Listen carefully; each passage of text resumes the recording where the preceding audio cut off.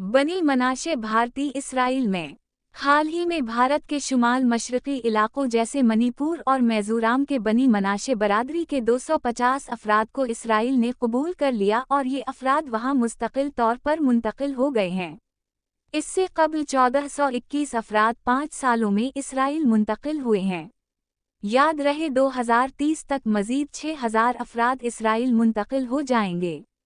ये बात हैरतनाक है कि इस जंगो जदल के माहौल में जबकि ईरान के शदीद रद्द अमल की बना पर इसराइली हालत तसल्ली बख्श नहीं, इक़्तिसादी और मुआशी दबाव भी कायम है, इसराइल ने उन बनी मनाशे अफराद को क्यों कबूल कर लिया? बनी मनाशे खुद को बाइबल के गुमशुदा कबीले का हिस्सा मानते हैं। बनी मनाशे से मुराद है मनाशे के बेटे।